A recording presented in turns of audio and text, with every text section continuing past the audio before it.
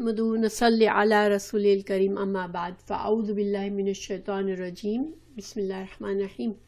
10 دن جو ہمارے لیے عبادات کے لیے خاص ہیں، اور اس میں ہمیں اس رات کو ڈھونڈنا ہے جس کے بارے میں اللہ سبحانہ تعالیٰ نے فرمایا کہ یہ 1000 مہینوں سے بہتر ہے، یعنی کہ انسان اگر اپنی زندگی کے 80 سال تک وہ بیٹھ کے عبادات کرتا ہے اور جتنا اجر کمائے گا اتنا اجر ایک رات میں اللہ سبحانہ تعالیٰ ہم کو دیتا ہے، بندوں کے لیے پرومس کیا ہے اللہ نے، اور ہمیں جس کو اس رات کے اجر مل گیا وہ انشاءاللہ وہ کامیاب ہو گیا۔ تو پہلی بات یہ کہ کس طرح سے ڈھونڈے اس رات کو، ہم کس طرح سے ڈھونڈے؟ تو صلی اللہ علیہ وسلم جو تھے وہ پورا عشرہ جو ہے وہ آخر کا عشرہ پورا اپنی کمر باندھ لیا کرتے تھے اور عبادات میں بہت زیادہ زیادتی کرتے تھے، صدقہ خیرات میں زیادتی کرتے تھے، قیام اللیل میں زیادتی کرتے تھے انشاءاللہ۔ تو ہم لوگوں کو صحیح بات یہ ہے کہ ان 10 دنوں میں کوشش کرنی چاہیے۔ تو ہم کیا کر سکتے ہیں، کون سی عبادات، کس طرح سے ہم عبادات کریں؟ تو دیکھیں ان 10 راتوں میں سب سے جو افضل، سب سے بیسٹ جو عبادت ہے جو اللہ کو پسند ہے وہ رات میں نفل نماز پڑھنا، ٹھیک ہے؟ تو نفل نماز جب ہم پڑھتے ہیں تو یہ عبادت سب سے افضل ہے ان راتوں کے لیے۔ تو جس کو ہم قیام اللیل کہتے ہیں، اسی کو ہم تراویح بھی کہتے ہیں اور اسی کو تہجد بھی کہتے ہیں، یہ سارے نام جو ہے وہ رات کی نفل نمازوں کے ہیں۔ اور آپ صلی اللہ علیہ وسلم کا اپنا معمول یہ تھا کہ آپ صلی اللہ علیہ وسلم 11 رکعت پڑھتے تھے نماز کی، اور بڑی لمبی نمازیں پڑھتے تھے۔ تو دو رکعت کر کے 8 رکعت پڑھتے تھے، جس میں قرآن کی تلاوت کرتے تھے اور لمبی پڑھتے تھے بہت، اور اس کے بعد 2 رکعت وتر کے ساتھ پڑھنے والی پڑھتے تھے، اور پھر 1 رکعت وتر پڑھ کے نماز پوری کر لیتے تھے۔ لیکن اگر کسی کو اس سے زیادہ نفلیں پڑھنی ہے تو اس میں کوئی پرابلم نہیں ہے، انسان زیادہ پڑھ سکتا ہے۔ تو سب سے افضل نماز نفل نماز ہے۔ اس کے بعد قرآن کی تلاوت کی جا سکتی ہے، چونکہ انسان ظاہر ایک ہی چیز کرتے کرتے تھک جاتا ہے، تو قرآن کی تلاوت کرنا بھی اچھا ہے، قرآن کی تلاوت سننا بھی اچھا ہے۔ پھر دعائیں کا مہینہ ہے یہ، خاص طور سے اس مہینے میں ہمیں دعائیں قبول ہوتی ہیں، تو ہمارے دل کی جو بھی دعا ہو وہ ہم مانگیں، ہم دنیا بھی مانگیں اللہ سے اور آخرت بھی مانگیں، کیونکہ صرف دنیا مانگنا جو ہے وہ بہت بڑا نقصان ہے۔ ہم انسان کی زندگی صرف اس دنیا کی حد تک نہیں ہے، ہماری زندگی کا ایک بڑا حصہ اور آخرت کا جو حصہ ہے وہ پرماننٹ حصہ ہے، انفینٹی، ہمیشہ ہمیشہ کی زندگی ہے۔ تو ہمیں دنیا اور ہیئر آفٹر، آخرت، دونوں کی دعا مانگنی چاہیے، اور دونوں کے لیے اللہ سے خیر اور بھلائی مانگنی چاہیے کہ اللہ ہمیں بیسٹ، اس دنیا میں بھی ہمیں بیسٹ دے اور آخرت میں بھی ہمارے لیے بیسٹ دے۔ پھر اذکار کیا ہے کہ اللہ کے حمد کی جو دعائیں ہیں، جسے سبحان اللہ والحمد للہ ولا الہ الا اللہ واللہ اکبر، سبحان اللہ وبحمدہ، اس طرح کی چھوٹی چھوٹی تسبیح پڑھتے رہیں، جو کہ ہمارے لیے پڑھنا آسان ہے مگر اس کا اجر و ثواب بہت زیادہ ہے۔ الحمد للہ، لا الہ الا اللہ، سبحان اللہ، والحمد للہ، لا حول ولا قوت الا باللہ، اس طرح کے اذکار ہم کرتے جا سکتے ہیں۔ اگر ہم نماز پڑھنے سے تھک گئے ہیں، ہم قرآن پڑھنے سے تھک گئے تو ہم یہ تسبیح کر سکتے ہیں۔ پھر رسول اللہ صلی اللہ علیہ وسلم پر درود بھیجنا، اللہم صلی علی محمد وعلی آل محمد کما صلیت علی ابراہیم وعلی آل ابراہیم انک حمید مجید۔ اس کے بہت سے درود ہیں، اگر زیادہ بڑے درود نہیں تو تھکے ہوئے تو صرف اللہم صلی علی محمد، اللہم صلی علی محمد، یہ بھی پڑھ سکتے ہیں انشاءاللہ، اور اس کا بھی اجر و ثواب بہت ہی زیادہ ہے۔ جب ہم آپ صلی اللہ علیہ وسلم پر درود بھیجتے ہیں تو اللہ سبحانہ تعالیٰ ہم پر رحمتیں بھیجتے ہیں، اور اللہ سبحانہ تعالیٰ ہماری دل کی دعائیں قبول کرتے ہیں۔ تو درود بھیجنا بہت اہم عبادت ہے، اور جب ہم درود بھیجتے ہیں تو اللہ سبحانہ تعالیٰ ہمارے دل کی اور دعائیں بھی قبول فرما لیتا ہے۔ پھر ان دنوں میں صدقہ خیرات کرنا، رشتہ داروں سے، دوستوں سے اچھا سلوک کرنا، ان کے لیے دعائیں کرنا، ان کے لیے کچھ خیر اور بھلائی کے کام کرنا، اور دوسرے انسانوں کے لیے اچھا سوچنا، اور ان کی کچھ مدد کر سکتے تو مدد کرنا، یہ سارے کام، ساری نیکیاں ہم کر سکتے ہیں۔ مگر ایک خاص دعا ہمیں سکھائی گئی ہے جو ان 10 دنوں میں ہمیں ضرور مانگنی ہے۔ اگر ہمیں لیلۃ القدر مل جاتی ہے اور اس میں ہم اس دعا کو بہت زیادہ مانگیں گے انشاءاللہ، تو ہمارے لیے یہ دعا خاص سکھائی گئی ہے، اللہم انک عفو تحب العفو فاعف عنی۔ اس کا ترجمہ ہے، اے اللہ بے شک تو معاف کرنے والا ہے، معاف کرنے کو پسند کرتا ہے، اور پس تو مجھے معاف کر دے۔ تو اس دعا میں کیا خاص بات ہے؟ اس میں ہم اللہ سبحانہ تعالیٰ سے اپنے لیے forgiveness مانگتے ہیں کہ اللہ تعالیٰ، چونکہ کوئی بھی انسان کتنا بھی اچھا ہو، اس سے گناہ ہو جاتے ہیں، اس سے خطائیں ہو سکتی ہے، کیونکہ انسان جو ہے وہ کمزور ہے۔ اللہ نے کسی انسان کو پرفیکٹ نہیں بنایا ہے کہ وہ اتنے پرفیکشن پہ ہے کہ اس سے کچھ مسٹیکس نہیں ہوتی۔ انسان سے مسٹیکس ہوتی ہیں، اور چونکہ ہم اللہ کے بندے ہیں اور ہم کو اللہ کا حق ہے کہ ہم اللہ کو پلیز کریں، ہم اللہ کو خوش کریں، تاکہ ہم جب اللہ کے پاس جائیں تو اللہ سبحانہ تعالیٰ ہمیں اپنی رحمت سے اپنی جنت، اپنی پیراڈائز ہمیں نصیب کرے۔ تو خاص اس دعا میں کیا فائدہ ہے؟ دیکھیں، اس میں ہم اللہ سبحانہ تعالیٰ کو عفون، یا اللہ تو عفون ہے۔ عفون کیا مطلب ہوتا ہے؟ عفون کا مطلب ہوتا ہے کہ someone جو جس کے پاس پاور ہے کہ وہ آپ کو پکڑ کے سزا دے سکتا ہے، آپ کی مسٹیکس کو پکڑ سکتا ہے، آپ کو اس پر پنش کر سکتا ہے، لیکن وہ پنش کرنے کے بجائے ہم کو ہمارے اس مسٹیکس کو ایسے کر دے جیسے ہم نے مسٹیک کی ہی نہیں ہے، کمپلیٹلی اس کو forgive کر دے، جس سے ہم سے کچھ غلط ہوا ہی نہیں ہے۔ تو اس اللہ سبحانہ تعالیٰ کے اس نام سے ہم اللہ کو بلاتے ہیں کہ اللہ عفون۔ اس کے لیے ہم اللہ سے دعا کرتے ہیں کہ اللہ مجھ سے کچھ بھی گناہ ہوتا ہے، اللہ سبحانہ تعالیٰ تو مجھے معاف فرما دے، تو میرے گناہوں کو بالکل بھلا دے، بالکل مٹا دے، جیسے میں نے گناہ کیا ہی نہیں ہے۔ تو ہم جب یہ دعا مانگتے ہیں اور ہم یہ ریکوگنائز کرتے ہیں کہ اللہ loves to forgive، اللہ سبحانہ تعالیٰ کو بہت پسند ہے کہ وہ ہم سب کو معاف فرما دے اور ہمیں اپنے پیراڈائز میں انٹر کرے، لیکن ہم کو خواہش ہونی چاہیے۔ ہم سے کیا ریکوائرڈ ہے کہ وی ہیو اے ڈیزائر کہ اللہ سے ہم اللہ کو ایکسیپٹ کریں کہ ہاں وی بیلونگ ٹو ہم، اور ہم اللہ سے آسک کریں کہ اللہ ہماری مسٹیکس کو تو معاف فرما دے۔ جب ہم یہ ریکوگنائز کرتے ہیں، دیٹ مینس کہ ہم ہمبل بنتے ہیں، اللہ کے سامنے ہم اپنے آپ کو کم سمجھتے ہیں، ہم ہمبل بنتے ہیں۔ تو جب ہم اس طرح سے اللہ کو بڑا سمجھتے ہیں تو اللہ سبحانہ تعالیٰ کو پسند آتا ہے کہ کیونکہ ہم اللہ کی مخلوق ہیں، ہم اپنے آپ کو اللہ سے بے پرواہ نہیں سمجھ سکتے، وی نیڈ اللہ۔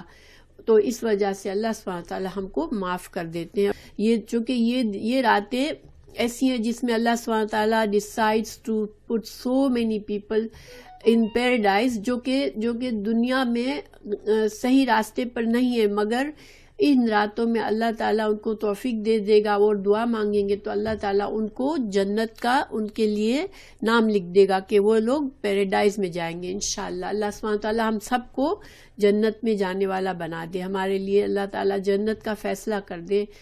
پھر ایک سوال یہ کیا گیا تھا کہ ہم چونکہ چاند کے مون سائٹنگ میں ڈفرینس آف اوپینین ہو جاتا ہے، اور کبھی ایک دن آگے پیچھے ہو جاتا ہے، تو پھر ہم طاق رات کیسے سمجھے کہ ہم سے لیلۃ القدر کو پھر ہم کیسے پہچانیں گے کہ لیلۃ القدر ہمیں مس نہیں ہو جائے گی اس مسٹیک میں؟ تو دیکھیں، اس کے لیے کیا ضروری ہے کہ ہم صحیح نالج لیں، چونکہ ہمارے لیے قرآن اور حدیث اللہ نے حفاظت کری۔ دیکھیں، دوسرے جو بھی ریلیجن تھے، موسیٰ علیہ السلام کے فالوورز اور عیسیٰ علیہ السلام کے فالوورز، ان کی جو بکس تھی جو اللہ نے ان کو دی تھی، وہ اس کا پروٹیکشن اللہ نے بندوں پر چھوڑ دیا تھا کہ بندے اس کی حفاظت کریں گے، لیکن بندوں نے اس کی حفاظت نہیں کی، مگر قرآن اور رسول اللہ صلی اللہ علیہ وسلم کی اتھینٹک احادیث کو اللہ نے ہمارے لیے خود پروٹیکشن کا پرومس کیا ہے کہ اللہ تعالیٰ ان کو سیو کریں گے ہمارے لیے. اللہ سبحانہ تعالیٰ نے 1400 ایئرز ہو گئے، لیکن ہمارے لیے یہ نالج موجود ہے کہ ہم چاہیں تو قرآن اور حدیث سے کسی بھی چیز کا صحیح علم حاصل کر سکتے ہیں.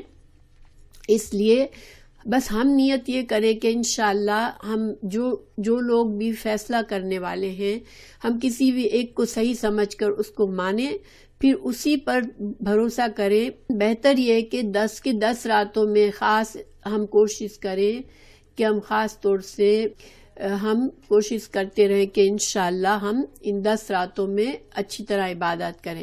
اچھا، عبادات میں یہ ہے کہ انسان اپنے آپ کو اتنا نہ پش کرے کہ انسان اتنا تھک جائے کہ ایک دن کی بہت زیادہ عبادت کر کے پھر اب اس کو ہمت ہی نہیں ہے کہ دوسرے دن کے روزہ بھی رکھ سکے. ایسا نہ کریں. دیکھیں، ساری رات کا مطلب یہ نہیں ہے کہ انسان کے پاس ہمت ہے کہ نہیں ہے، صحت ہے کہ نہیں، وہ ساری رات جاگ کے بیٹھے. نہیں، جس کے پاس ہے، جس کے پاس ہمت ہے، وہ ساری رات عبادت کرے. جس کے پاس کوئی مشکل ہے، جس بیماری ہے تو یا تکلیف ہے، کمزوری ہے، یا ینگ لوگ ہیں جن کے بچے چھوٹے ہیں، تو ان کے پاس وہ افورڈ نہیں کر سکتے کہ ہر رات ساری رات عبادت کرے. تو وہ کیا کریں کہ بیسٹ ٹائمنگ چوز کریں کہ جب تھوڑی سی بھی عبادت کریں مگر بہت خوشی کے ساتھ کریں، انجوائمنٹ کے ساتھ کریں، اور اللہ سے اچھی امید کر کے کریں انشاءاللہ.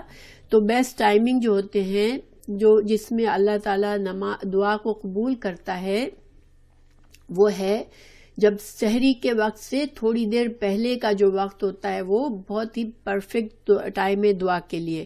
اگر آپ مینیج کر سکتے ہیں اور آپ کو پتہ ہے کہ آپ ساری رات تو عبادت نہیں کر سکیں گے، تو یو کین سلیپ آفٹر عشاء if you are not strong enough or you have too many things to do during the day.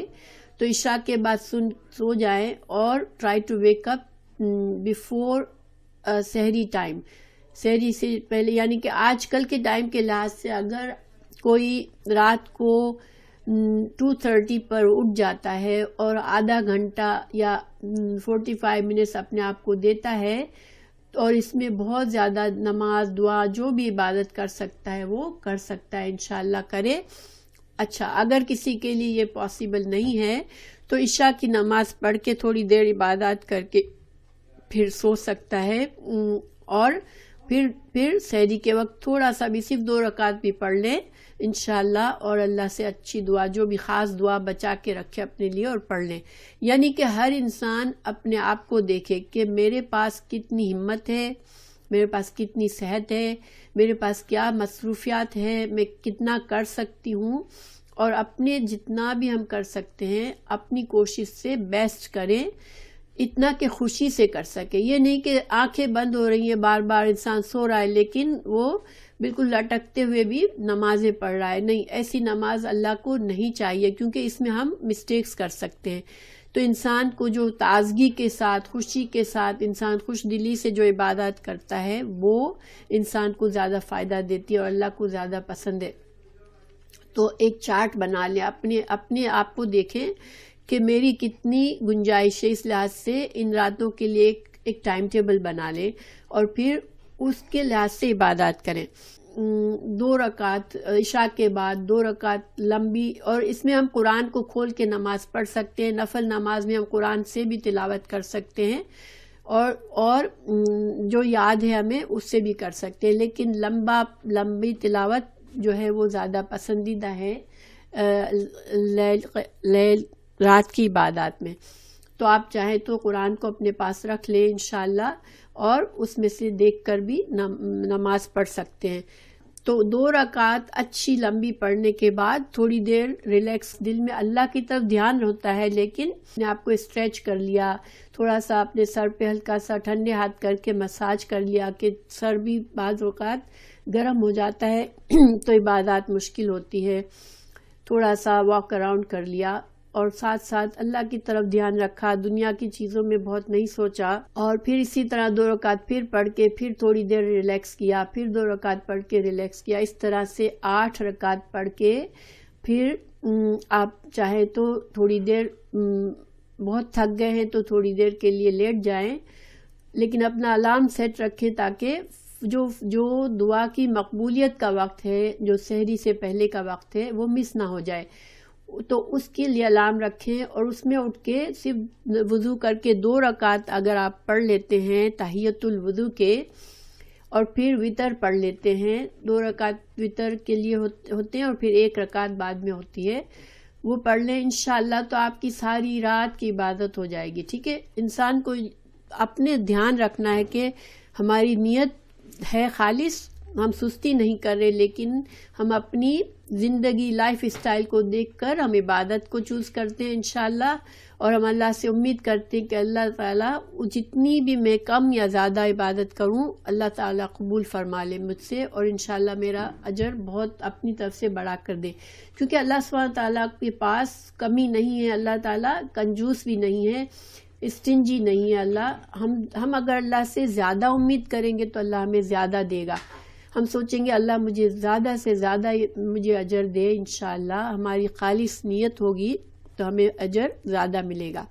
جو ہم کہتے ہیں کہ اب تراویح تو ہو نہیں رہی تو ہم کیا کریں، ہم عشاء پڑھ کے سو جائیں، نہیں، تراویح مسجد میں جو ہوتی ہے وہ ٹھیک ہے، لیکن گھر میں نفل رات کے پڑھنا یہ سیم چیز ہے. قیام اللیل بھی سیم ہے، ہم جو نفل پڑھتے ہیں وہ بھی سیم ہے، ہم تہجد کو اٹھ کے پڑھتے ہیں، یہ ساری رات کی عبادت ایک ہی چیز ہے. تو ہم اپنی نمازیں گھر میں پڑھیں، انشاءاللہ ہمارا وہی اجر و ثواب ہوگا جو ہم مسجدوں میں پڑھتے. جو سنت سے ثابت ہے وہ 8 رکعت ہے، اور پھر 3 رکعت وتر کے ہیں جس میں 2 پہلے پڑھی جاتی ہے اور پھر 1 رکعت پڑھی جاتی ہے، لیکن انسان جتنی بھی چاہے پڑھ سکتا ہے. ٹھیک ہے، پھر عشاء کے بعد سے لے کر طلوع فجر، یعنی جب ہم کو روزہ باندھنا ہے اس وقت تک ہمارا ٹائم ہے کہ ہم عبادات کر سکتے ہیں، یہ نفل نمازیں رات کی پڑھ سکتے ہیں انشاءاللہ. پھر 2 کر کے نماز پڑھ رہے ہیں اگر تو 2 رکعت کر کے پڑھنی ہے، اور رات بالکل آخر میں 1 رکعت کر کے اس کو وتر کر دینا ہے. وتر کا مطلب ہوتا ہے آڈ، تو ہم اللہ کو پسند ہے کہ ہم آڈ نمبر نماز پڑھیں، تو ہم اس کو 1 رکعت آخر میں پڑھ کے وتر بنا لیتے ہیں. 3 رکعت جو وتر کے ہیں 3 رکعت کی نیت بھی کر سکتے ہیں، لیکن پھر 2 رکعت کے بعد تشہد میں نہ بیٹھے، 3 رکعت اسٹریٹ پڑھ کے پھر تشہد میں بیٹھ کے سلام پھیر لے. یہ وتر اس کی رات کی نماز ہوتی ہے. اور اس میں سورہ اعلیٰ کسی کو یاد ہے تو سورہ اعلیٰ اور سورہ کافرون اور سورہ اخلاص پڑھی جاتی ہے وتر کی نماز میں. ٹھیک ہے، اور دعائے قنوت ایک ہے، اور ایک جو آپ لوگ پڑھتے ہیں وہ کچھ لوگ دوسری پڑھتے ہیں، دونوں میں سے جو بھی آپ کو یاد ہے پڑھ سکتے ہیں انشاءاللہ. فرض نمازوں کے علاوہ نفل نمازوں میں قرآن کو دیکھ کر پڑھا جا سکتا ہے. اچھا، کسی کو اعتکاف کے بارے میں سوال کیا تھا، تو اعتکاف مسجد میں ہوتا ہے، گھر میں نہیں ہوتا، جو سنت کا اعتکاف ہے. لیکن آپ گھر میں چاہتے ہیں تو آپ اپنے لیے کر سکتے ہیں، مگر وہ سنت والا اعتکاف نہیں ہے. آپ صرف اللہ سے نیت کریں کہ اللہ میں بیٹھ کر بس اتنے سے اتنی دیر تک صرف عبادت کروں گی میں، اور اپنے جو ضروری کام کے علاوہ میں کسی کام کے لیے نہیں اٹھوں گی. یعنی ضروری کام کیا ہے کہ واش روم جانا پڑ گیا یا وضو کرنا پڑا، تو بس اس کے علاوہ میں یہی عبادت کروں گی. تو یہ اعتکاف اس طرح بھی نیت کر سکتے ہیں. اور اگر گھر میں آپ کو ویسے بھی کوئی ڈسٹرب کرنے والا نہیں ہے تو ضروری نہیں ہے کہ انسان اعتکاف کی نیت کرے. ہم اپنا ٹائم ٹیبل بناتے ہیں انشاءاللہ، تو اس سے بھی ہم عبادت کر سکتے ہیں. اور اعتکاف جو ہے وہ مسنون 10 دن کا ہوتا ہے، مسجد میں ہوتا ہے، مگر 1 دن کا بھی کیا جا سکتا ہے منیمم. ٹھیک، اگر اعتکاف کی نیت کی ہے تو پھر بیمار کے لیے کہیں عیادت کے لیے جانا، جنازے میں جانا، بیوی کے پاس جانا، یہ سارے چیزیں نہیں کی جا سکتی. صرف واش روم جانے کے لیے، وضو کے لیے انسان ہٹتا ہے، باقی ایک جگہ بیٹھ کے اعتکاف کے لیے عبادت کرتا ہے اللہ سے. رمضان کے ایک اور چیز ہے صدقہ فطر.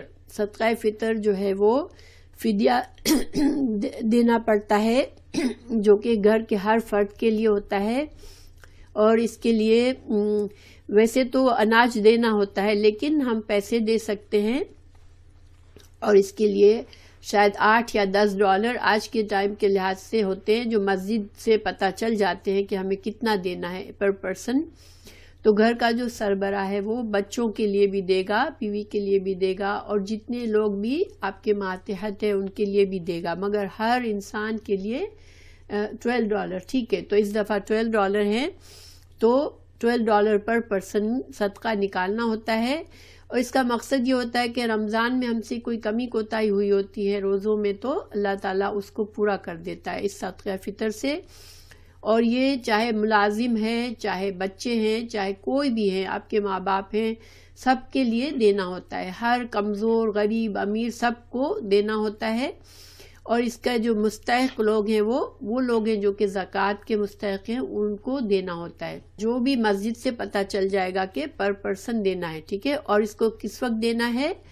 اس کو ہم عید سے 2 دن پہلے سے لے کر عید کی نماز کے وقت شروع ہونے سے پہلے دینا ہوتا ہے, کیونکہ عید کی نماز کا وقت شروع ہو جاتا ہے تو پھر وہ ریگولر صدقہ ہو جاتا ہے. یہ خاص صدقہ فطر نہیں رہتا. تو اس کو ہم آخری روزے کو کھولنے کے بعد اور عید کا دن شروع ہونے سے پہلے دے سکتے ہیں, یا عید سے 2 دن پہلے دے سکتے ہیں. عید کے دن ٹو ٹیک اے شاور اور خوشبو لگانا مردوں کے لیے, اور برش مسواک کرنا, یہ چیزیں مستحب ہے. کے دن اچھے کپڑے پہننا بھی مستحب ہے. کپڑے انشاءاللہ عید کے دن پہننا, شاور لینا, خوشبو لگانا اور دانت میں مسواک کرنا, یہ چیزیں سنت سے ثابت ہیں. پھر کوئی میٹھی چیز کھانا نماز سے پہلے, وہ بھی ثابت ہے انشاءاللہ. اور تکبیرات پڑھنا نماز سے پہلے, اللہ اکبر لا الہ الا اللہ واللہ اکبر اللہ اکبر وللہ الحمد, یہ بھی انشاءاللہ ہم کر سکتے ہیں. اچھا, نماز کا وقت کیا ہے؟